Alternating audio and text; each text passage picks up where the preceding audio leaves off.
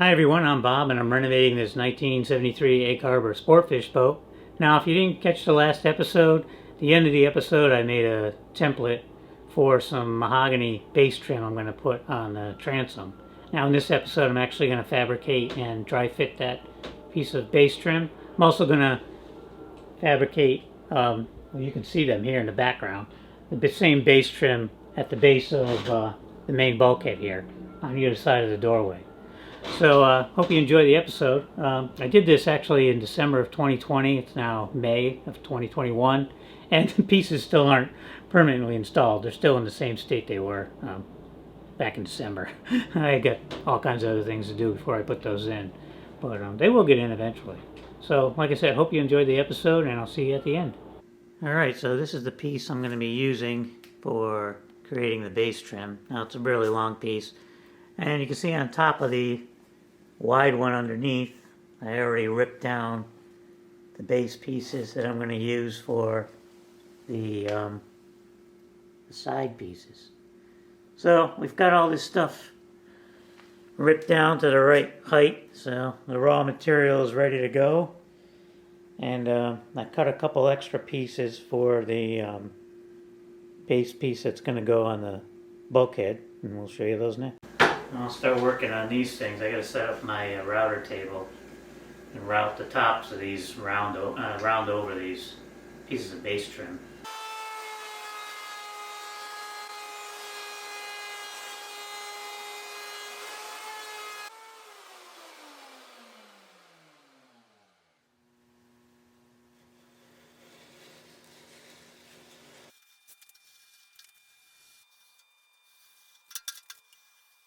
What you just saw me doing is just marking the top of this template, because I have to cut this down.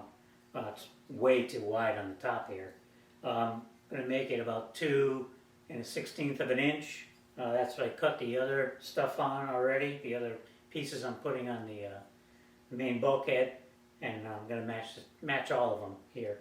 So now that I've got the mark on here, pencil mark, I'm going to cut as nice and easily as I can. Now, I'd love to do it on my bandsaw, but I don't really have a big outfeed table. You know, my shop here is just you set tools up as you need them here. My router is over here now, but it's usually on top of my refrigerator over here, and you know, it's just I have to set every single thing up to work on anything, so it takes a lot longer. So I'm just going to leave it on here and just cut it along here, work on these two sawhorses, and I think that'll be fine. It's going to take a little bit longer, but a little bit easier to do. So, once I cut that, any little weird things I mess up on, which is probably going to be quite a few, just going to sand it down like I did this bottom side and get it as nice as I can, as even as I can, and then we'll transfer it over to a piece of mahogany.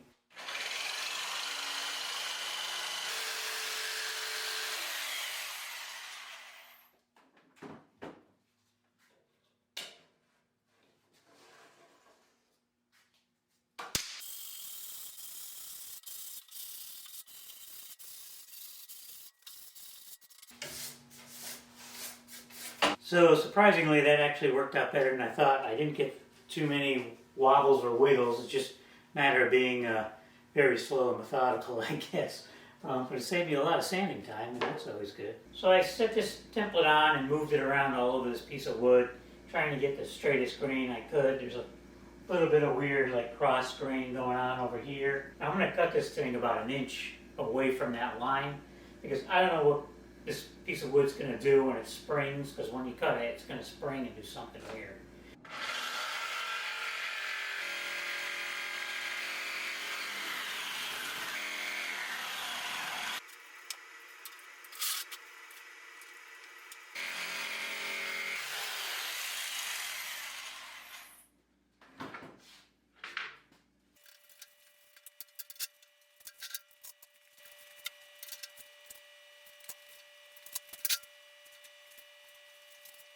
Alright, so I'd say that's pretty good news. There's hardly any spring back at all, if any. So that's great. I'm going to cut these corners off here, and hopefully we don't get any more, but we have a little bit of room here to move it this way if it does. So now I'm going to put some double-sided tape on this back of this template here and stick it onto this, and then we'll route the edges.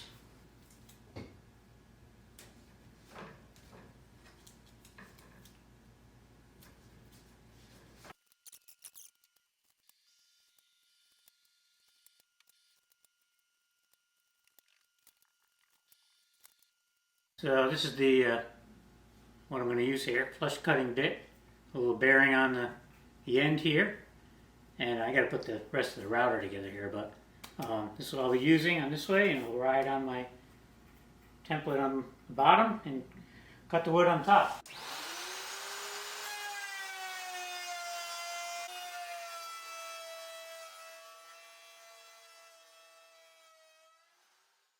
Alright, so I think you get the idea. I'm going to just go around, get both of these done, get this side done, do the other side, and then we'll take a look at it and see how it looks.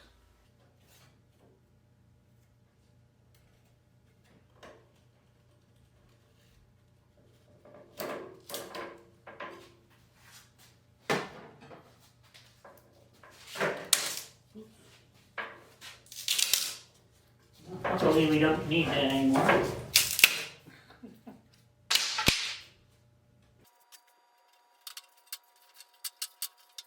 Now I'm going to be pulling this tape off for the next probably half hour and wiping it down with some acetone or something to get it off, so I don't think I'll film that. Okay, so I have the angle set on the jigsaw, and here's the piece I'm going to be cutting so you can see the angle matches.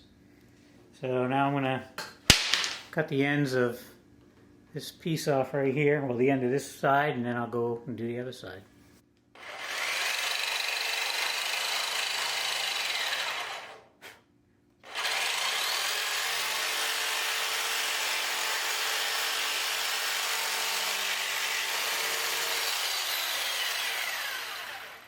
And yes, I use a metal cutting, I can show you here, a metal cutting blade, if I can, because the gleaves are much smoother, in my opinion. Cut, and you can go really slow and be a little more accurate. Anyways, that's what I find, so that's what I use. So I'm going to cut the other end, and then we'll round off this top edge.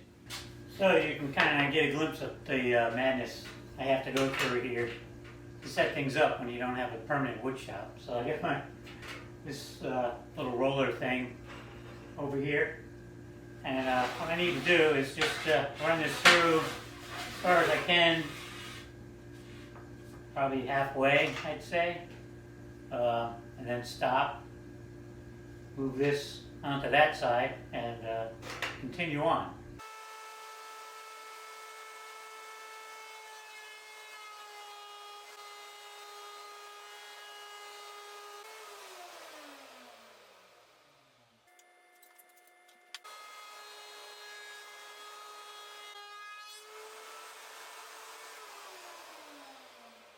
And this is basically what you get raw right out of the router as I use it in my setup.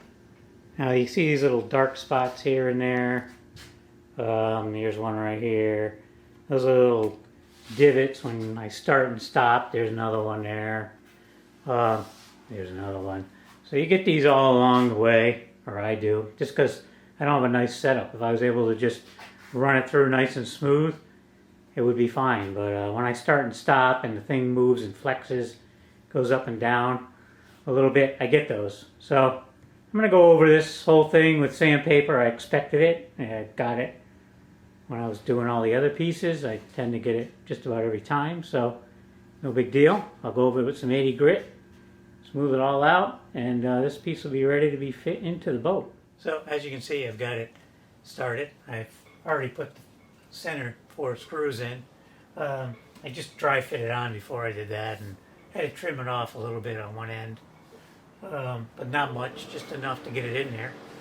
So I put these 4 in. I've kind of marked it on my little scale here so I can duplicate that everywhere. And I'm just going to go along and put these screws in. Now I only have one of these clamps here, so I have to use it and then move it. So I'm just going to do one side first and then come back and go this way. And then once I get it all in, I've got to mark where the scuppers are on the back side and cut out that notch for the scupper. And we'll get into that when I get to that point.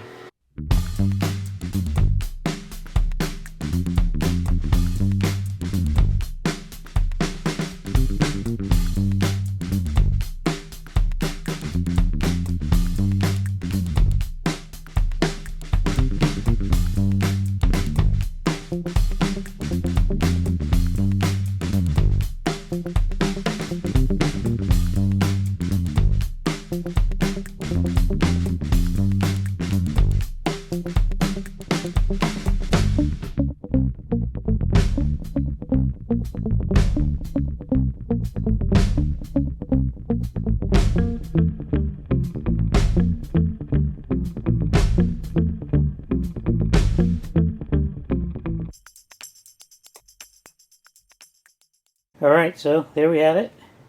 Everything is screwed on, or it's going to be screwed on. Next step is going to be to go out on the outside of the boat there and mark where the scupper is on the back of this piece.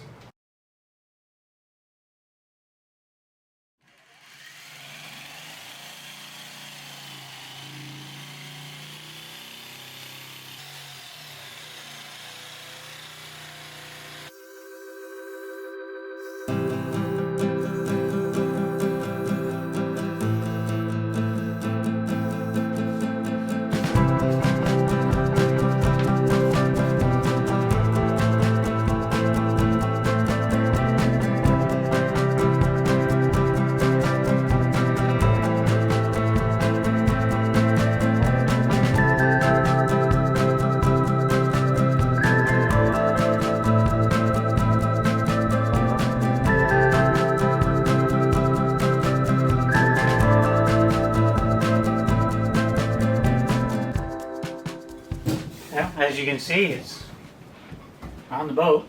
I rough cut those scupper openings as you saw me cutting one of them. Now I'm going to go in with my either my Dremel or my drill with a little drum sander on it. Just open up that hole. I'm actually going to mark the bottom on this here with the deck height that's going to be in here. Because this has to be ground down a little bit here too, so I'll get it close on the bottom, but I'm not really trying to get it perfect. I'm going to wait until I do the actual decking, but I'll get it a little bit closer, and yeah, and that'll be it. Looking good, really happy with it. Okay, so here's a little update on the progress of fitting these base pieces. Now this side is the port side, I haven't touched it yet.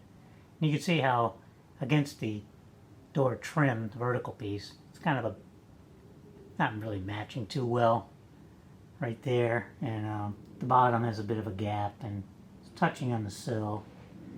So that's the side I haven't touched yet.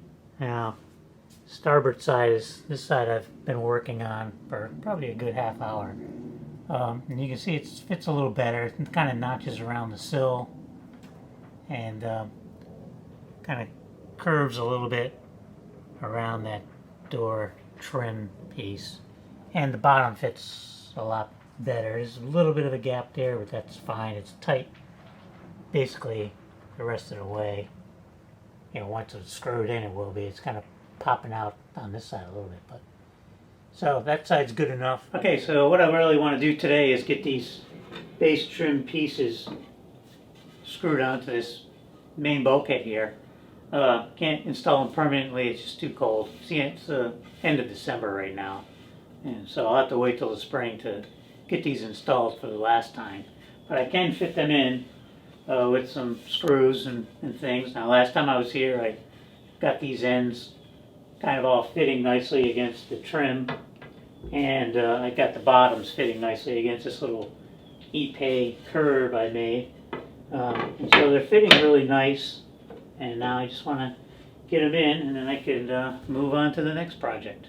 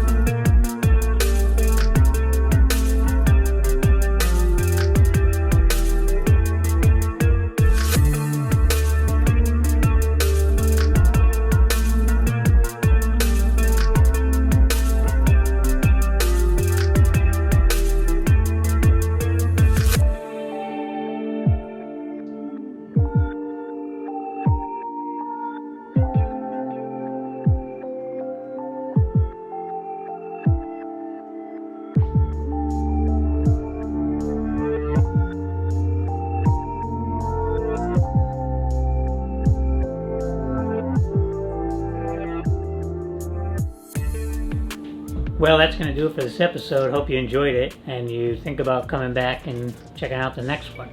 So, give you a little rundown of what I'm going to be trying to show in the next one. You may make up your mind whether you want to even try checking it out or not. I don't know. I'm going to be working on the panels that go from the cover boards here down to the deck. There's going to be two of them per side. One that goes underneath this little wing coming out here. And then another one, obviously, that goes from there all the way back to the transom. So we'll concentrate on the ones under the wing here first.